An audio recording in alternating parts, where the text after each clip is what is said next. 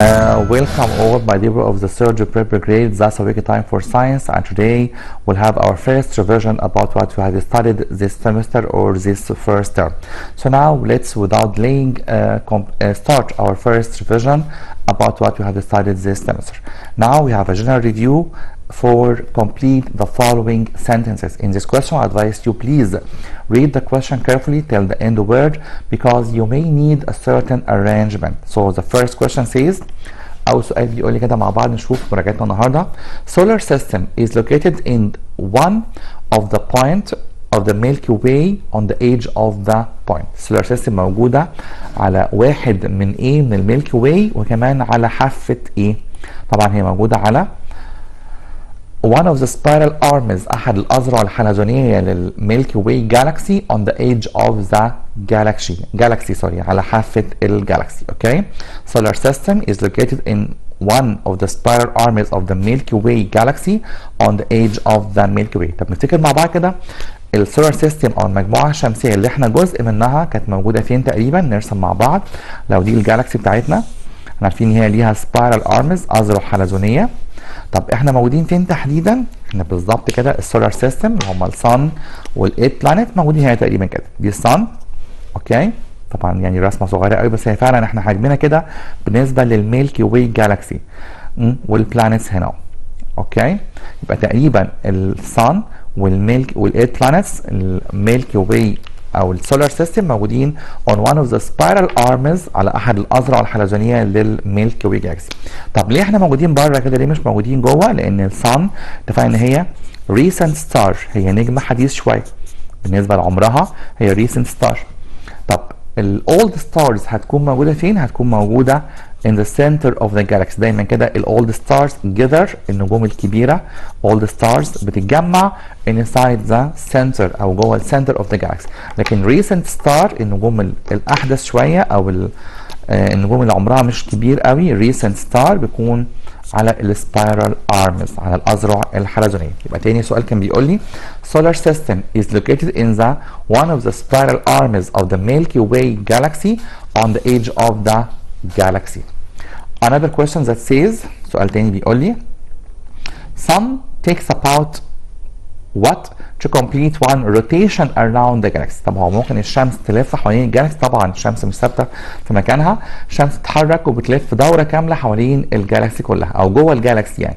طب بتاخد فيها تقريبا قد ايه؟ بتاخد فيها تقريبا 220 مليون years، 220 مليون سنه. طب هل اثناء حركه الشمس احنا بنبعد عنها؟ لا طبعا، احنا اتفقنا ان كل 8 بلانيت الثمان كواكب بما فيهم ايرث كوكب الارض كلهم فورورد تو ذا صن، هم توابع للشمس. الشمس تتحرك وهم بيتحركوا معاها لكن ما بيسيبوهاش او يبعدوا عنها ولو حتى 1 ملم. هم اوريدي بيتحركوا معاها بنفس الديستانس بالظبط، بنفس المسافه اللي موجوده بينهم بالظبط. Sun takes about 220 million years to complete one rotation around the galaxy. The spindle fiber، السؤال ده مهم قوي قوي لانه بيلخبط ناس كتير جدا. spindle fiber او الالياف المغزليه in the animal cell اللي في الانيمال سيل is formed from، بتتكون من ايه؟ طب كمان عندنا plant cell عندها برضه spindle fiber بتتكون من ايه؟ طب نرجع كده مع بعض فلاش باك لزمان قوي قوي قوي ايام برايمري 4. احنا خدنا في برايمري 4 قبل ما نجاوب السؤال ده النوعين من السيلز، انيمال سيل وبلانت سيل. طب فكرنا كده بيهم لسه شكلهم كان ايه؟ نفتكر مع بعض انيمال سيل خلايا الحيوانيه وبلانت سيل خلايا النباتيه. انيمال سيل كان شكلها كده، كانش ليها كده شكل محدد يعني، ما عندهاش ديفينيت شيب لان ما عندهاش سيل وول، بس عندها نيوكليوس، دي كانت حاجه مهمه جدا نيوكليوس.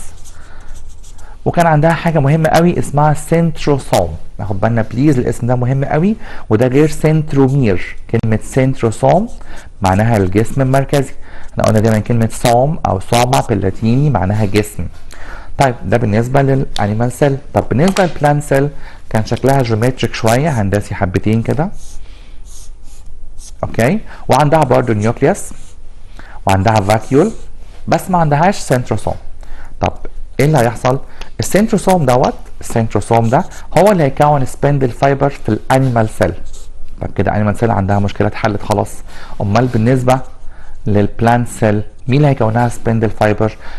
عندها السيتوبلازم هو اللي يحصل له كوندنسنج، يتكثف ويكون هو السبندل فايبر. يبقى ناخد بالنا كويس قوي ان السبندل فايبر بتتكون منين في الانيمال سيل؟ بتتكون من سنتروسوم. سبندل فايبر هنا بتتكون من السنتروسوم، سبندل فايبرز او الياف المغزل. وقلنا الالياف دي هي عباره عن كانها كده شبه الحبال اللي هيترص عليها الكروموسوم. يبقى سبندل فايبر هي اللي هتتكون من السنتروسوم في الانيمال سيل. امال بالنسبه للبلانت سيل تتكون عن طريق السيتوبلازم، عن طريق سيتوبلازم. اوكي، يبقى spindle fiber in the animal cell is formed from، هتتكون من سنتروسوم، السنتروسوم الموجود في الانيمال سيل. امال بالنسبه للبلانت سيل اللي ما عندهاش سنتروسوم هتتكون عن طريق السيتوبلازم. Again, the spindle fiber in the animal cell is formed from centrosome, while in the plant cell spindle fiber is composed from the cytoplasm as the cell poles. طيب example تاني او سؤال تاني برضه complete the following questions. Somatic cells are divided by what while reproductive cells are divided by what؟ السوماتيك سيل خلايا جسديه اللي مالهاش علاقه بالتكاثر خالص، وهي اي خلايا في الجسم الا الفور سيلز اللي قلنا عليهم اللي هم سبيرمز، اوفم، بولين جرينز، واوفم في البلانت. الاربع خلايا دول سميناهم ريبرودكتيف. اي خلايا تانية في جسمك او في جسم اي ليفنج اورجانيزم بنسميها سوماتيك سيل، خلايا جسديه. طب زي ايه؟ سكين سيلز خلايا الجلد، هير سيلز خلايا الشعر، بلاد سيلز خلايا الدم، ماسل سيلز خلايا العضلات، وهكذا. اي خليه غير الاربعه دول اللي هم سبيرم، اوفم، بولين جرين، اوفم بنسميها سوماتيك سيل. طب دول بيعملوا ديفيجن، انقسام اسمه ايه؟ اسمه ميتوزيس ديفيجن، ميتوزيس ديفيجن، او ممكن نسميه كمان ميتوتيك ديفيجن. ناخد بالنا التسميه يمكن هنا قريبه قوي من بعضها. طب بالنسبه للريبرودكتيف سيل بتعمل تكاثر اسمه ايه؟ او سوري بتعمل ديفيجن اسمه ايه؟ بتعمل ديفيجن اسمه مايوزيس ديفيجن، او ممكن كمان نسميها مايوتيك ديفيجن. يبقى somatic cells are divided by mitosis division while reproductive cells are divided by meiosis division. Another question that says acceleration is considered as one of the physical quantities, one of what physical quantities, while time is considered as one of the point physical quantities. هنا بيطلب مني الاكسلريشن او العجله او التسارع زي ما سميناه، بيعتبر كميه فيزيائيه ايه؟ احنا اتفقنا كده انا عشان احدد هي فيزيكال كوانتي لازم اعرف هل ليها ماجنتيود تحتاج قيمه بس ولا كمان بتحتاج دايركشن. طب الاكسلريشن العجله اتفقنا كده فور اكزامبل مثلا لو في قطر خارج من المحطه هيزود السرعه، طب لو داخل المحطه هيقلل السرعه شويه. طب هو معنى كده الاتجاه فرق معايا؟ طبعا فرق جدا. ما دام في دايركشن في الموضوع يبقى هنسميها فيكتور فيزيكال كوانتيتي. امال بالنسبه للتايم هل التايم ليه اتجاه؟ طبعا لا. لو سالت واحد كده قلت له مثلا هو ال 1 day equal how many hours؟ اليوم فيه كام ساعه؟ او ل 24 hours. طب لو سالته اتجاههم ايه؟ يقول لي اتجاه ايه يا مستر؟ انت هنا مش فيش حاجه اسمها اتجاه في التايم خالص. ما دام التايم مطلوب مني اعرف بس الماجنتيود بتاعه او الفاليو بتاعته، ماجنتيود اونلي، قيمته بس، يبقى ده بنسميه سكيلر فيزيكال كوانتي او كميه فيزيائيه قياسيه. تاني اي حاجه عندها اتجاه وعندها طبعا قيمه، طبعا القيمه دي شيء اساسي في كل حاجه يعني، بنسميها فيكتور. لكن لو ليها قيمه بس زي التايم او الماس او الديستانس او الانرجي ده هنسميه scalar physical quantities. scalar physical quantities. So the question will be acceleration is considered as one of the vector physical quantities while time is considered as scalar physical quantities. Another question that says the scientist who established the modern theory about the evolution of the solar system. هنا عايز بيطلب مني اسم عالم هو اللي حط النظريه الحديثه لتكوين المجموعه الشمسيه، طبعا اسمه ألفريد هيل. ناخد بالنا يمكن في بعض المراجع الثانيه ساعات بيسموه فريد هايل، الاثنين تقريبا هم نفس الشخص، مفيش فرق كبير. فلو في سؤال زي كده عشان نهرب من اللابس دوت او من الخطر ده ممكن نكتب الاسمين. يبقى لو قال لي scientist who established the modern theory انا هكتب ألفريد هيل، صح؟ اوكي. طب الاسم الثاني انا هكتب اهو اسم تاني برضه عشان ناخد بالنا منه، ممكن نسميه فريد هايل، نكتب مع بعض فريد هايل. اوكي، يبقى ممكن نسميه ألفريد هيل. شوف مع بعض كده الاسمين لو سمحتوا. ألفريد هيل ده الاسم المشهور جدا للعالم اللي عمل المودرن ثيوري، وكمان ممكن نسميه فريد هايل. فريد هايل يمكن ده الاسم اللي كان مشهور بيه يعني، او اسم الدلع بتاعه، لكن الاسمين هم لشخص واحد. ألفريد هيل هو فريد هايل، وهو the scientist who established the modern theory about the evolution of the solar system. Again, the scientist who established the modern theory for the evolution of the solar system is Alfred Hell or Fred Hoyle. They are the same person. هم نفس الشخص. Another question that says the chemical structure of the chromosomes is what and what.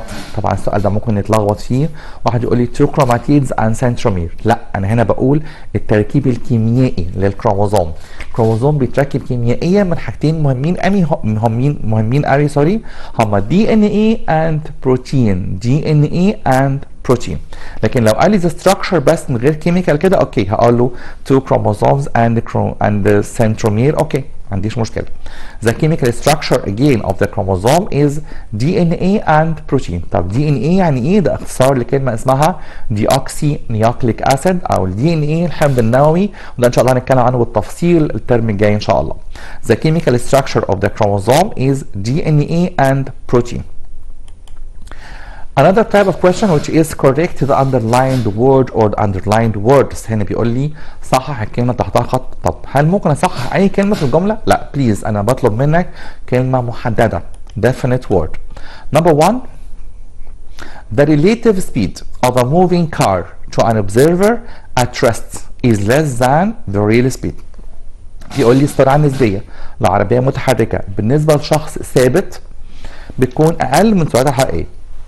طب ناخد اكزامبل يوضح الموضوع دوت. فور اكزامبل لو في شخص كده standing on the ground واقف على الارض، تكون سرعته كام؟ السرعه بتاعته هنا زيرو لان هو already standing on the ground 0 كيلومتر بر اور. طب لو في كار ثانيه ماشيه، ده السؤال اللي هو بيطلب مني، اوكي سرعتها فور اكزامبل مثلا 90 كيلومتر بر اور. اوكي، وهنا في اوبزرفر شخص كده جوه العربيه بيلاحظ الراجل دوت، الراجل اللي واقف على الارض ده. طب عشان اجيب ريلاتيف سبيد بينهم، السرعه النسبيه بينهم بنجيبها ازاي؟ واحد يقول لي بنعمل 90 ماينس 0. 90 ماينس 0 ايكوال 90. طب السرعه النسبيه هنا كانت هي اقل ولا اكتر ولا ايكوال من السرعه الحقيقيه الريل سبيد؟ ما دام الشخص ده واقف على الارض يبقى هو زيرو، واي حاجه ماينس زيرو هي ذا سيم نمبر، يبقى ايكوال نوت ليس. نرجع تاني للسؤال. The relative speed of a moving car to an observer at rest is less than the real speed. هنا الريست هي اللي غلط، لا طبعا هتكون الاجابه هي equal speed to the real speed. Again, the relative speed of a moving car to an observer at rest is less than the real speed. It will be equal. طبعا less than هي كلها غلط. Equal the real speed. Okay. Another question that says the theory that explains the origin of the universe is the nebular theory. النظريه بتوضح تكوين الكون كله. هي نظريه واحده بس اللي درسناها اسمها بيج بانج او نظريه الانفجار العظيم. The theory that explains the origin of the universe is the Big Bang. Another question that says the angle between the reflected light ray and the reflecting surface is 40, so the angle of incident equal 40 degree. طب السؤال ده ما ينفعش احله الا ما ارسم اللايت ريفليكشن. طب نرجع مع بعض كده لايام بريب 2 وخدناها كمان السنه دي. عشان ارسم لايت ريفليكشن هتخيل دي الميرور او ريفلكتنج سيرفيس، وفي هنا انسيدنت لايت راي شعاع ساقط، وفي هنا ريفلكتد لايت راي شعاع منعكس، وفي هنا خط كده بيربنديكولار اسمه نورمال عمودي. طب هو هنا لازم اقرا السؤال كويس قوي بصراحه، يعني ما فيهاش فصال بقى، ما فيهاش طريقه ثانيه للسؤال ده. قال لي if the angle between the reflected light ray، الزاويه اللي بين الريفلكتد لايت راي الشعاع دوت المنعكس، وكمان reflecting surface شعاع او سطح الانعكاس اللي هي المرايه نفسها، الانجل دي هي اللي 40. عايز بقى انجل اوف انسنس، عايز الانجل ديت. طب الانجل دي 40 هل ليها علاقه بالانجل ديت؟ اتفقنا التو انجل دول ار رايت انجل يعني 90. طب لو دي 40 دي هتكون 50. اوكي، لان الاثنين مع بعض رايت انجل يعني ايكوال 90. طب انا عايز الانجل دي برضه لسه ما وصلتلهاش.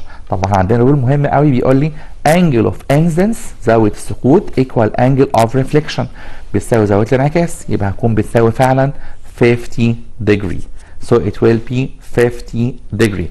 So again, the question says, if the angle between the reflected light ray and the reflecting surface equal 40, so the angle of incidence equal 50 not 40. ناخد بالنا كويس قوي، عشان كده السؤال ده انا قلت مهم جدا ارسم فيه ويعني احدد كويس قوي التو انجلز، الانجلز اوف ريفليكشن، الانجلز اوف انسيدنس او انسيدنس انجل وريفلكتد انجل، وكمان اشوف هو بيتكلم عن انجل ايه. على فكره هو هنا بيتكلم عن انجل مش داخله في القانون خالص، هو بيقول لي انجل between the reflected light ray and the reflecting surface، السطح العاكس اللي هو المرايه نفسها. اوكي، فناخد بالنا كويس قوي ونقرا كل الاسئله يعني carefully بحرص وعنايه شديده جدا. Another question that says reproduction by spores propagation occurs in paramecium. ده يمكن اخر درس درسناه الاسبوع اللي فات على طول، لسه يعني الموضوع مش بعيد قوي عننا. التكاثر عن طريق انتشار الجراثيم، انتشار الجراثيم occurs in paramecium، بيحصل في الباراميسيوم. لا طبعا احنا قلنا الباراميسيوم بيحصل فيه حاجه اسمها binary fission، انقسام ثنائي. امال بيحصل فين spore propagation انتشار الجراثيم؟ بيحصل في اكتر من كائن، منهم bread mold and mushroom، bread mold and mushroom، عفوا الخبز وكمان المشروم. طبعا يست فانجس، سوري هنا دي غلطه، يست فانجس بيحصل فيها حاجه اسمها budding، bread mold ومشروم، وكمان الجي بعد الطحالب بيحصل فيها spore propagation. If the speed of a car is 72 km/h it means its speed equal 40 meter per second. طب هو هنا دي مساله، واحد يقول لي هي دي مساله يا مستر؟ لا، هو ده تحويل، يعني مساله بس سيمبل قوي. يعني هو اداك السبيد بالكيلومتر بير اور ومطلوب منك تحولها لي متر بير سكند. طب نكتب مع بعض كده 72 كيلومتر بير اور وعايز احولها لمتر بير سكند. طب احول ازاي؟ تعودنا عشان نحول لمتر بير سكند، نراجع مع بعض كده، من كيلومتر لمتر هعمل ملتبلاي باي 1000 لان اوريدي الكيلومتر فيه 1000 متر. طب من اور لسكند هضرب باي 60 باي 60، يبقى عشان احول من كيلومتر بير اور لمتر بير سكند هضرب 72 باي 1000 divide 60 باي 60 it will be 20. هيكون تقريبا النمبر او approximately يعني او بالظبط تمام 20 متر بير سكند. يبقى هنا دي مساله تحويل مش مساله كامله، يعني ما هياش مساله سبيد كبيره يعني. اوكي، so the 72 km per hour it will be 20 meter per second. Again, if the question says سؤال بيقول لي if the speed of the car، لو سرعة العربية 72 km per hour، لو هي 72 km per hour it means that its speed 20 meter per second not 40 meter per second. In the Big Bang theory explain the universe is formed by the cohesion of oxygen and the nitrogen particles. بيقول لي في نظريه البيج بانج بتشرح ان الكون كله حصل عن طريق تكوين او عن طريق اتحاد جزيئات الاكسجين والنيتروجين. طبعا نظريه البيج بانج بتقول غير كده خالص، ان الكون كله اتكون اساسا من تو اتومز او تو جاسز هما الهيدروجين والهيليوم. hydrogen and helium not oxygen and the nitrogen particles. In the Big Bang theory explain that the universe is formed by the cohesion يعني التصاق او اتحاد of oxygen and the nitrogen particles, so it will be hydrogen and helium.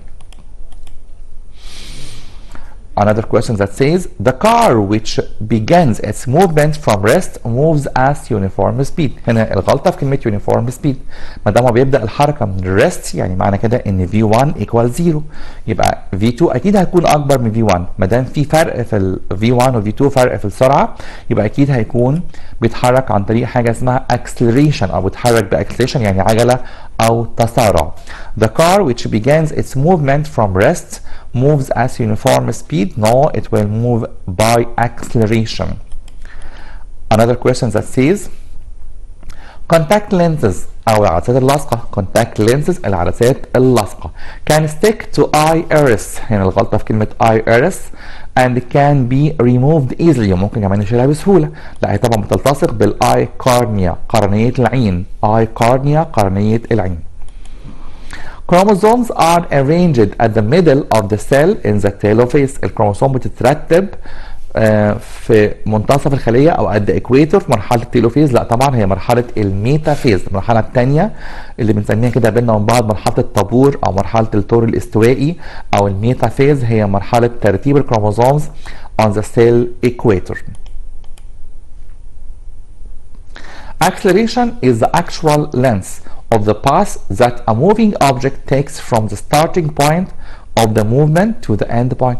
هنا بيقول لي the actual length الطول الفعلي، يعني الطول كله بدون اختصار، يبقى اكيد بيتكلم عن distance المسافة. Acceleration is the actual length، طبعا it's wrong ده غلط جدا، of the path that a moving object takes from the starting point of the movement to the end point. It will be the distance أو المسافة. Right scientific term، سؤال بسرعة كده بيقول لي the speed of a moving object relative to an constant or a moving observer. سرعة جسم بالنسبة لجسم تاني ما دام فيها كلمة relative to يبقى أكيد هي relative speed، السرعة النسبية، relative speed أو السرعة النسبية. The rebounding of the light to the same side when it strikes a reflecting surface، يعني ارتداد الضوء لنفس الوسط تاني لما يقابل سطح عاكس أكيد هنسميها light reflection.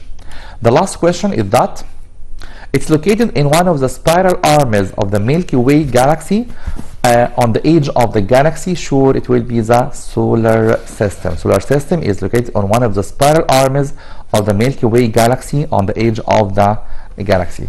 So now, my dear pupils, we have reached to the end of our episode today. So I promise you to meet again next Wednesday, inshallah, to complete what we have started of revision about the first term. Now, thank you and goodbye.